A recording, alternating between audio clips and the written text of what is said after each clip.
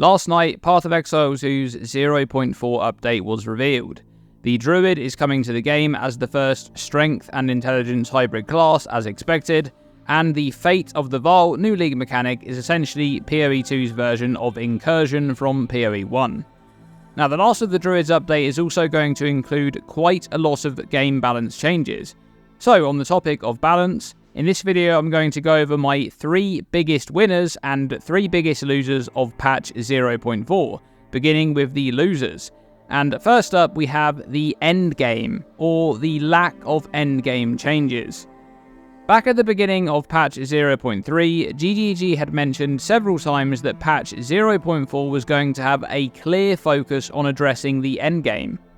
And it's not like the plan changed soon after those comments, because even as recently as patch 0.3.1 just 2 months ago, Jonathan had this to say. Now, it's no secret that we need to make some improvements to the endgame, and the plan has been to do some pretty major changes in 0.4.0, but we realised it might be nice to iterate on some of the more mechanical changes in 0.3.1, and just save the new content for 0.4.0. That way we can get a chance to test some of these things a bit earlier. So, what happened to those major changes? Well, according to Mark in the reveal video for 0.4, they weren't ready in time to ship with this patch, and I have to say that this is a massive disappointment for me. The weakest part of Path of Exile 2 right now is the endgame by far. You play through the campaign having this amazing experience throughout, only to reach endgame where the gameplay loop just really isn't all that interesting. In fact, I've had several playthroughs where I have a fun build idea and I play the character through the campaign, only to quit on that playthrough as soon as I reach maps. It's almost like the life is sucked out of the game once you reach the endgame. It's just not as fun. And I really feel like the focus of 0.4 should have been on addressing the state of the endgame rather than delivering PoE 2's version of Incursion. Don't get me wrong, the Fate of the Vaal looks great, but I would rather have a patch with no new league mechanic at all if it meant that the endgame would finally be addressed in a meaningful way. I'm only going to enjoy running through the campaign over and over again so many times. Eventually, the endgame needs to deliver. And I'm just not convinced that GGG have their priorities in order, placing a new league mechanic ahead of solving the core of the game. Now, there are a handful of changes to alleviate some of the issues involved with the gameplay loop of mapping, most notably the map juicing element, where desecrating and instilling maps is no longer a thing, and some of the juicing from those mechanics is now being moved onto tablets, so less clicks and preparation is involved for setting up maps, which is a good change. And they're also making a change to essentially lower the amount of monsters in endgame maps, but make those monsters tankier and more rewarding. That's going to be a change that I need to playtest before passing judgment on. But overall, these changes aren't going to alter the core gameplay loop of Path of Exile 2's endgame all that much. And that's unfortunate considering this was supposed to be the patch that would do just that. Next up, for the biggest losers, it's the Deadeye. Now, the Deadeye Ascendancy for the Ranger was by far the most played class in patch 0.3, especially in the early weeks of the league. And a lot of this had to do with the balance of the game, and the fact that speed is such a powerful stat, and the Deadeye has access to Tailwind, an incredibly powerful buff which allows it to be faster than any other class. But in 0.4, this Ascendancy is receiving quite a large nerf. Firstly, the Tailwind buff is being nerfed directly. Tailwind stacks up to 10 times, and each stack previously granted 1% increased movement speed, 3% increased skill speed, and 15% increased evasion rating. The new Tailwind is going to be losing 1% increased skill speed per stack, and 5% increased evasion rating, so at 10 stacks you'll be losing 10% increased skill speed, which for most Deadeye builds is essentially 10% increased attack speed, and you'd also lose 50% increased evasion rating. And you gain a new stat which adds damage reduction to the prevented damage from deflected hits. So if you deflect a hit, that will normally provide 40% damage reduction, and at the maximum of 10 Tailwind stacks, a deflected hit will provide 50% damage reduction, which is quite nice, but you do need to roll a successful deflect to benefit from that bonus DR. Now, this Tailwind nerf is relatively tame compared to another nerf for the Deadeye, because the Wind Ward notable is just gone. It's being completely removed in patch 0.4. on 10 stacks of Tailwind you had 30% less damage taken. And even though you lose all of your Tailwind upon being hit from Gathering Winds, Wind Ward would prevent damage from that hit before the stacks were lost. Additionally, Wind Ward's less damage taken stat also wasn't specific to hits. So standing on damage over time ground effects like the ones from Abyss meant you'd benefit from the less damage taken on that incoming damage over time without losing your Tailwind stacks.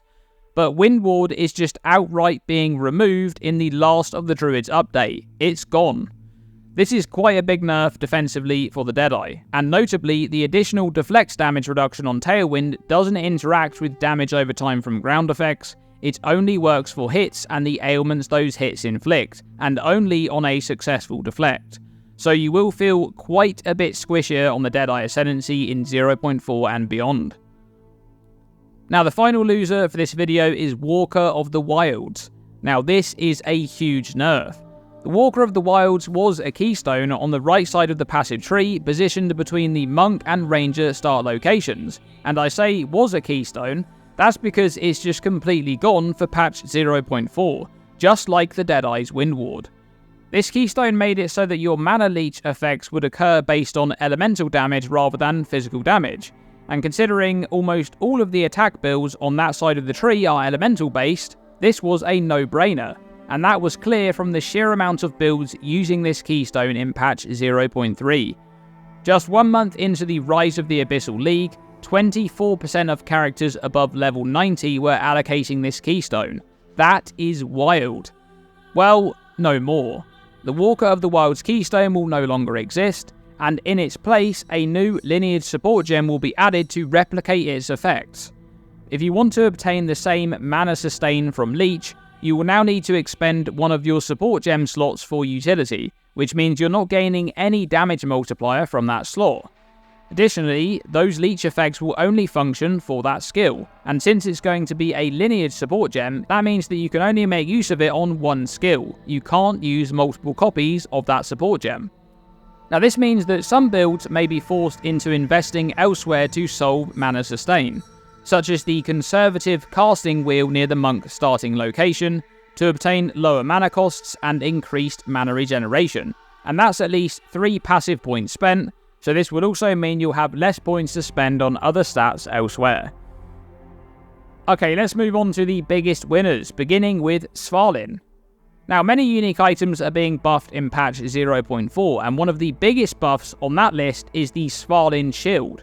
Back in patch 0.3, block was significantly changed, capping the maximum block chance at 50%, but making it so that you could block all hits, including area of effect hits. And that means that you only have to be aware of those boss abilities with a red flash. Those remain unblockable. Now, Svalinn is a unique shield that has a very powerful modifier. Block chance is lucky. This rolls your block chance twice, and if either roll is successful, you'll block that hit. But in 0.3, a new line was added to Svalinn to make 15 to 20% of the damage from blocked hits be dealt to you. So, for example, a normal shield with capped block at 50% would mean on average you'll be hit 1 out of every 2 incoming hits. You take full damage from the unblocked hit, and no damage from the blocked hit for an average of 50% damage reduction. A capped 50% block Svalinn has an effective block chance of 75 if you include the lucky modifier, but you also take a percentage of damage from the blocked hits. Let's go with the best case roll in patch 0.3, which was 15%. This would mean that 25% of the time you take full damage from an incoming hit, and the 75% of the time that you block that hit, you take 15% of the damage. And this works out to be an average of about 63.75% damage reduction. Now that is quite a big improvement compared to normal block, but by using Svalinn you're giving up quite a lot of defensive power from the shield slot, such as a lot of armor coming from that slot, or the potential of an additional physical damage reduction modifier, not to mention flat life. However, in patch 0.4 this modifier will now roll from 0 to 20%. So theoretically you can get the 1 in 21 perfect divine and take no percentage of damage from incoming blocked hits, and still fully benefit from the lucky modifier. That would work out at an average of 75% damage reduction, which is really good. Not to mention that Svalinn is also getting a small buff to armor as well, which is nice. But even with this damage from blocked hits modifier rolling in the low digits, it's still a very big buff, and I expect we'll be seeing this unique make an appearance in a lot of builds in 0.4. Next up in the biggest winners, it's the Pathfinder Ascendancy for the Ranger. Now, several Ascendancies are being changed in 0.4, with a handful receiving larger overhauls, and one of those overhauls is the Pathfinder. This Ascendancy is going to be losing a few notables in the next update, specifically the Contagious Contamination node, which spreads poisons like Herald of Plague, and the Choice node for immunity to specific elemental ailments. But in trade-off, it's going to gain a crazy new branch, which is somewhat similar to the Path of Exile 1's Scion Ascendancy. The Pathfinder will now have access to the Path Seeker notable, which has two choices: Path of the Warrior and Path of the Sorceress. These nodes do exactly what they say. They allow you to path from the Warrior or the Sorceress starting locations on the passive skill tree. This is going to open up a lot of new possibilities for Pathfinder builds in patch 0.4, enabling easier access to stronger nodes in specific areas of the tree. But that's not all, because the Traveler's Wisdom node, which previously granted 5 bonus passive points, is now becoming a node that extends from Pathseeker, and is being changed to instead provide additional options for the travel nodes in your build.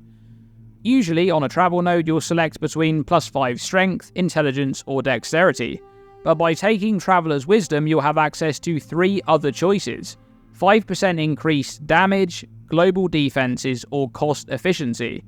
So this is providing a lot more specialization as long as you're able to solve your attributes, with potential to stack defenses such as energy shield and evasion, or even armor considering you can now path from the warrior area, and you'll even be able to invest into some extra damage if you want to, or some cost efficiency to help with mana costs.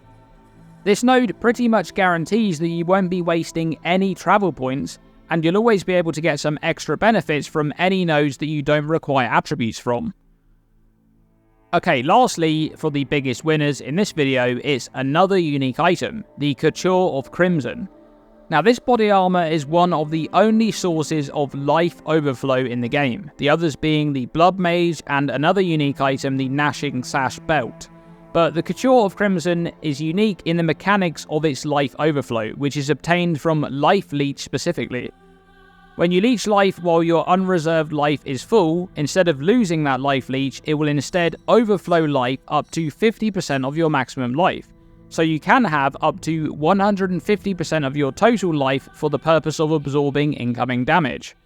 But the trade-off for this body armor in previous patches was that it had a nasty 25% reduced maximum life modifier, and since it's quite difficult to obtain increased life modifiers in Path of Exile 2, this downside was very significant indeed, to the point where it was pretty much not even worth equipping this item since the upside only just about made up for the downside. However, in patch 0.4 there's a huge buff to this item, as the reduced life modifier is gone and it now rolls 10 to 15% increased maximum life. Considering how rare increased maximum life modifiers are, this modifier alone is very strong at up to 15%. But the Couture of Crimson still has the Life Leech overflow mechanics, and this just makes this a very strong defensive option for a lot of life-based builds, as long as they're able to reliably leech life. Now, I wanted to do a little section here at the end of this video to cover my predictions and how they went for patch 0.4, because several people commented that they like a follow-up video to wrap up on that. And whilst I don't want to do a full video, I will just go over them briefly now. So I predicted 3 buffs and 3 nerfs for 0.4. The first was a nerf prediction for the Deadeye, and I mentioned here that I expected the Tailwind branch especially to be nerfed, which is exactly what happened. Tailwind is being nerfed and Wind Ward is gone.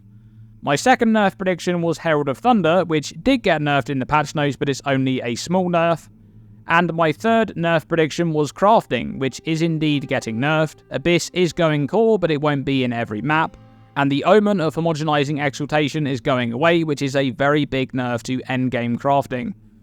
Then for my buff predictions, I had the left side passive tree, which is of course getting a lot of love this patch with the addition of the Druid, and I predicted a Vaal alternate Blood Mage or Gemling Ascendancy For that one, we'll have to wait and see because GGG kept the Abyssal Lich secret for 0.3, and Mark said he loved the Abyssal Lich and that there may be more, kind of hinting that there might be something in this patch or maybe in a future patch.